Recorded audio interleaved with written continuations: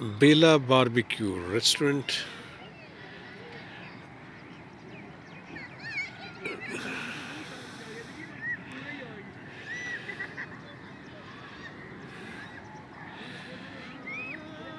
जो कि सेल हो चुका है। तो अब देखें कि नई पार्टी जिसने इसे बाय किया है अभी, वो क्या इसे दोबारा होटल के तौर पे खोलते हैं या कोई और बिज़नेस करते हैं। लेकिन चंद दिन पहले ये सेल हो चुका है, राजा साहब ने इसे फ़रोख्त कर दिया है।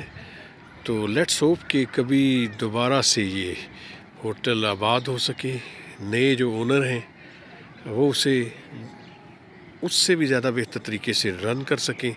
और ये उसके फ्रंट पे जो अजीब सा बंद और बेला बार बिल्डिंग के दरमियान जो एक रास्ता सा बना हुआ है, ये गंदगी का ढेर बन गया है। इसमें भी भर्ती डाल के तो बेला बारबेक्यू रेस्टोरेंट को दोबारा से शुरू किया जा सके।